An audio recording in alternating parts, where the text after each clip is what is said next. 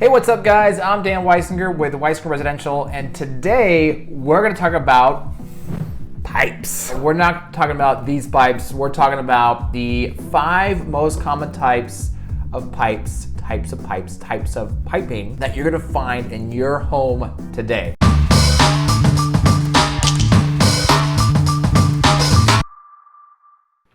So I had a friend of mine reach out to me a while back and said that, what are some of the issues that I'm noticing with galvanized piping in homes today? And which is a great question. I want to take a little bit of a deeper dive into that question and talk about the different types, again, of pipes that you'll find in the house today and the pros and cons of each one. So without further ado, let's jump right in.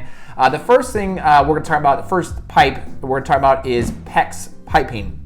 PEX, otherwise known as, here we go, cross-linked polyethylene. I know, say that 10 times fast. Cross-linked polyethylene. So that became really popular in Europe in the 1980s and really prevalent here in the US in the 90s to late 90s, and you'll see it in new homes today. So if you've ever perhaps walked a new home site where they haven't put up the drywall and it's just the framing, you may have seen some of the drain lines or water lines that are red and blue. That is the PEX piping that you'll see in homes today, so which is really great for water and withstands water pressure. It's also very flexible and really easy to connect. It's also really inexpensive, and you can connect it to copper piping, which is great as well. So there's a lot of uses to it.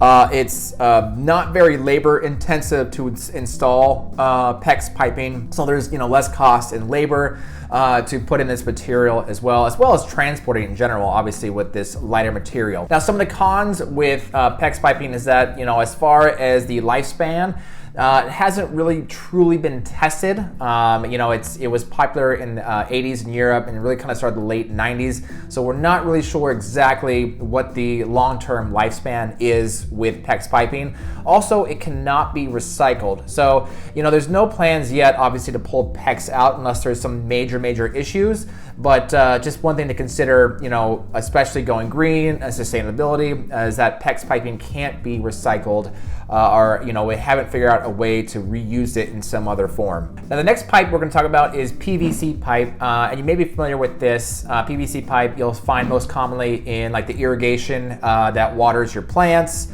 You'll also find it typically in the P-trap, which is going to be under the sink, so that little kind of U-shaped pipe under your sinks there. That's typically, if it's not going to be some sort of metal, it's usually going to be a PVC pipe.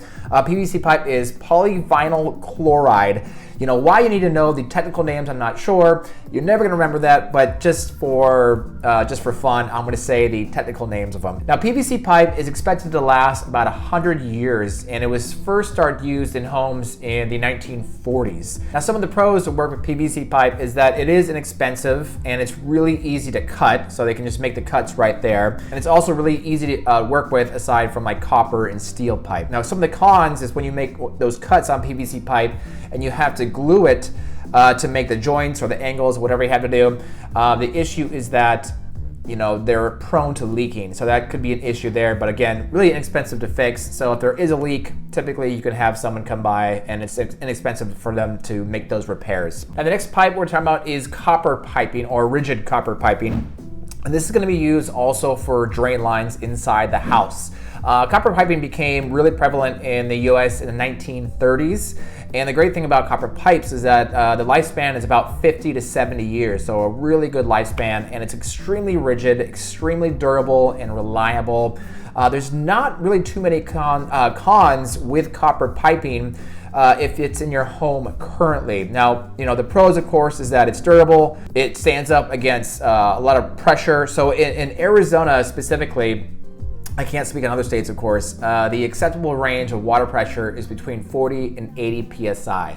So So as long as you're within that range, you're not going to put as much strain or pressure on your pipes itself. So you want to be able to have a plumber come out and test that and make sure that you're within that acceptable range. If you go over that, then of course you could develop some issues or break a seal in your pipes. The other thing is it also withstands heat very well. So if they have to make any kind of repairs and they have to use a blowtorch to make a cut or whatever it is, it's very, very rigid. So again, just really durable if there's any repairs that have to be made. Also with copper piping, which is great, is that it can be recycled and made for future use. Now the cons, of course, is that being that it's so rigid and durable, is that it can be hard to work with and very labor intensive.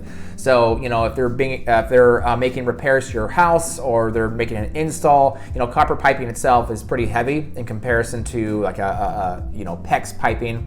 It also is still a metal, so it will corrode over time. Of course, it doesn't corrode as easily as galvanized or cast iron, which we'll talk about later. But it's something that can corrode, if you have issues with your water. The other thing as well is that copper pipes can develop what's called pinhole leaks, which is these tiny little holes that can eventually, obviously, if there's a tiny hole in the pipe, it'll eventually get larger. This is not very common. It can happen, especially if you have, if your water pressure is too high, or if there is a mistake made during a connection to a joint or what have you. So if there is a pinhole leak or it starts to degrade inside, that can become an issue over time. Now the next one is going to be ABS, which is mainly used for vent and drain lines. It's going to be that black piping, if you've ever seen it before. The technical name, and I'm going to have to refer to my computer to this because it's a long one. It's going to be acrylonitrile butadiene styrene. Nailed it. So anyway, if I said it right, please comment below because I'm pretty sure I butchered that. But anyway, a little fun fact about ABS pipe is that it really started becoming commonplace in residential homes in about the 1950s, late 50s, and 1959.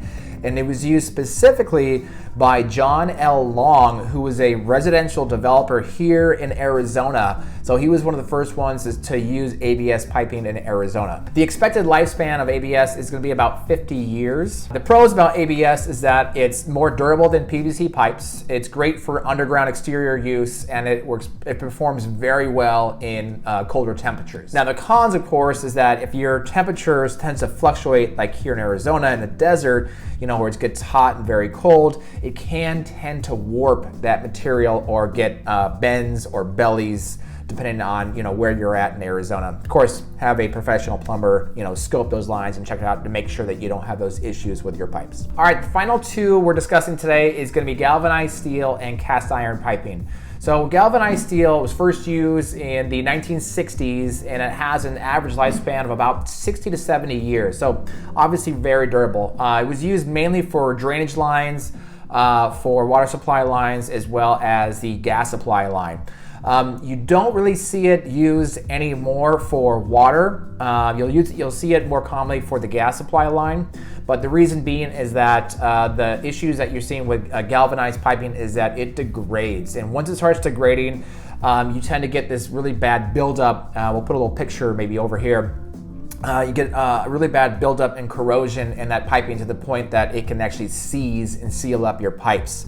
The other issue, which is a big issue, of course, is that you may develop lead in your water. So if your home was built prior to 1975 and not remodeled or not repiped, there's a very high likelihood that you have galvanized steel or pipes in your home, and it may be something you want to have inspected by a plumber or a professional to come in and test and make sure that either that your pipes are in good condition or you're not having any traces of lead in your water, because that's obviously very dangerous. Now the same goes for cast iron piping. Also prior to homes built in 1975, very high likelihood that you have cast iron in your home. You'll see that very common with the sewer line as well. So if you've ever performed a sewer line scope, which again, if you're buying a house, highly recommend you do a sewer line scope, whether it's a brand new build or 100 years ago, just make sure you do a sewer scope. Reason being the same thing that cast iron piping iron tends to degrade over time and flake off, and then you have issues with sewage draining outside of your home there, and that can block up and seize, and then you can have a literal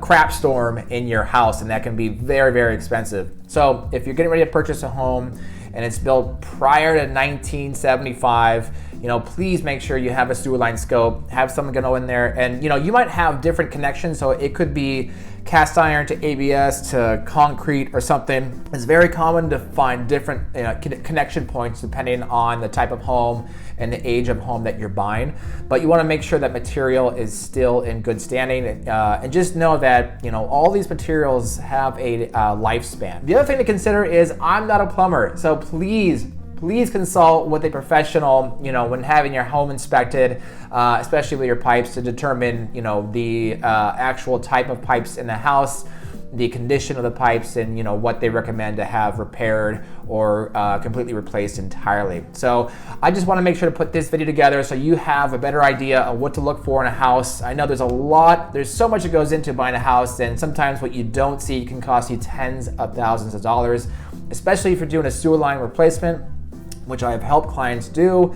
It can cost you $15,000 to $20,000 and more, not including when they start tearing up the inside of your house. And when you're making the most expensive purchase of your life, you want to make sure that it's in as good a condition as possible before signing on that line. If you have any comments or questions or want to see other additional videos, please comment below or DM me.